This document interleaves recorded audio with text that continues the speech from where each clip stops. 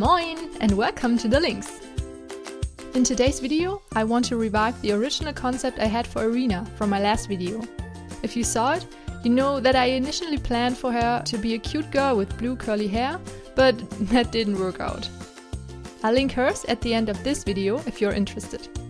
Anyway, I had this Cleo D9 doll with already beautiful hair in exactly the shape of blue I imagined her to have, so I took her for the project. I was really excited to work with nylon hair for the first time, but before really diving into the project, I had to remove these strange gold hair strands.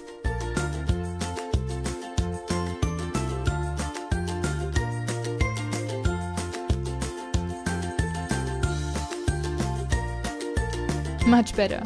Look at this mess.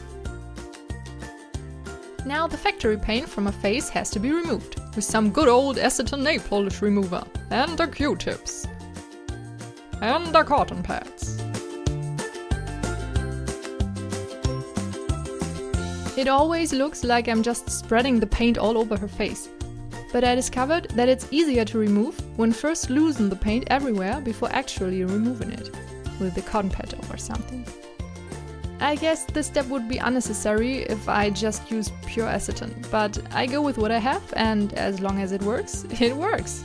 Never change a running system, huh? Now that I don't have to remove her hair, I can start directly with the face up. But we don't want no MSC on our flawless hair, so we have to make a paper towel burrito out of her. Oh Cleo, you look so beautiful today! And after spraying and drying, we can start! This time I'm not blushing the face first, but sketching the eyes instead with watercolor pencils. Cleo does not have these clear face moldings like Rochelle does, so I was not sure if I can do a good job painting the eyes. Moreover, her eyes are really almond shaped, but I prefer round eyes, so let's see what I can do.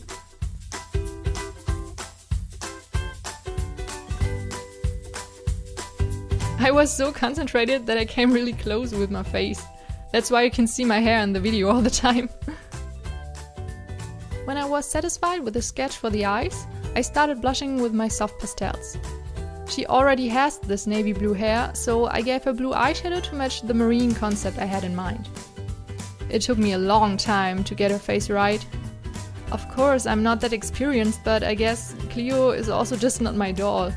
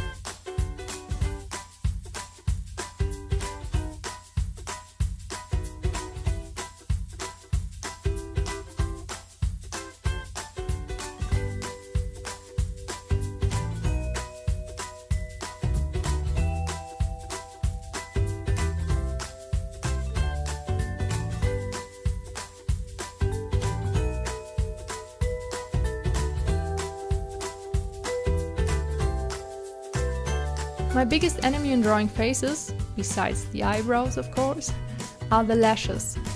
I don't know what it is, but I just can't get them gracious. I mean, these are just some lines, aren't they? Easy, right? Well, not for me, obviously.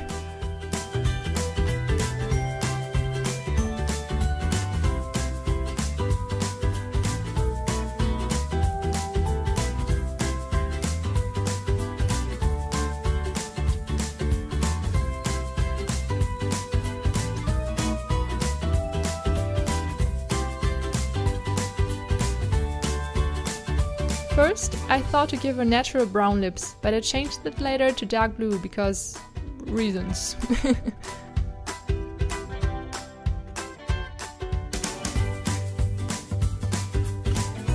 There always comes the point at which I can't go any further with watercolor pencils and pastels. And that's the moment when I switch to acrylics. It's always a little tricky because you can't erase acrylic paint like the pencils, so it's good to take your time on this point. Also, it's nice to have the watercolor underpainting, so to speak.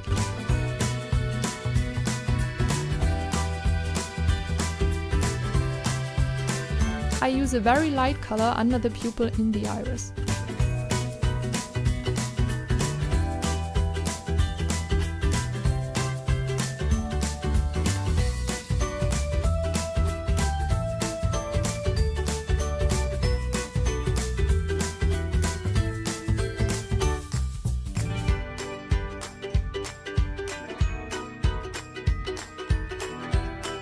I use pure white for the eyeball itself and for the little shine. It's always fascinating how a little dot can make such a difference. As a little extra, I decided to add glitter into her eyes like I did with Marie's from my first REPAINT video. For that, I add a little water to the iris and dab the wet brush inside the glitter.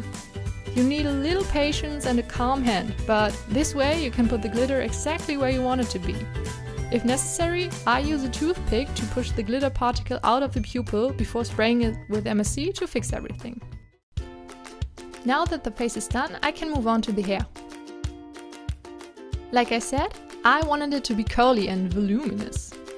I saw on YouTube that you can curl nylon hair by wrapping it around some straws and putting it under boiling water. So that's what I did. But I have to admit that it was really difficult for me to wrap the hair around the straws. It was so stubborn and I started missing my yarn hair.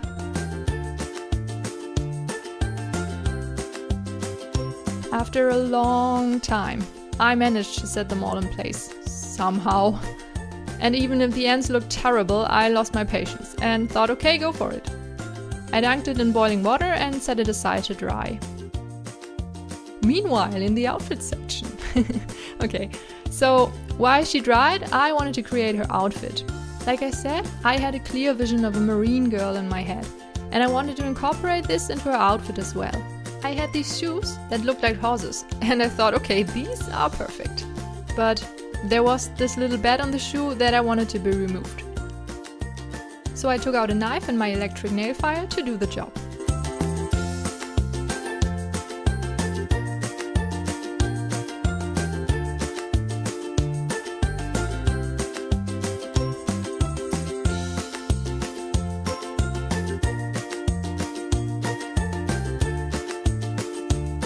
After that, I used my acrylic paints to make them look a little more like actual horses.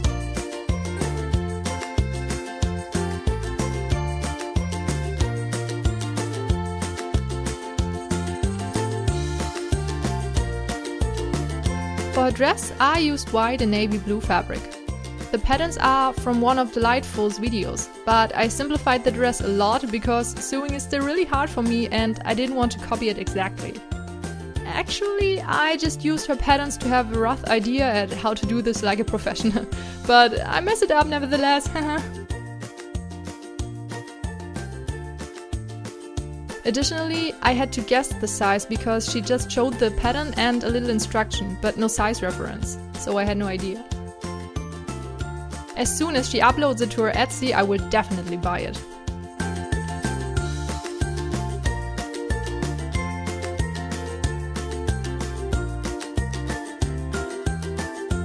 After sewing, I had everything together and could finally complete her. And there was the problem. Even though I tested the dress size on a Frankie doll while sewing, I used very thick Velcro on the shirt, because it was the only thing I had.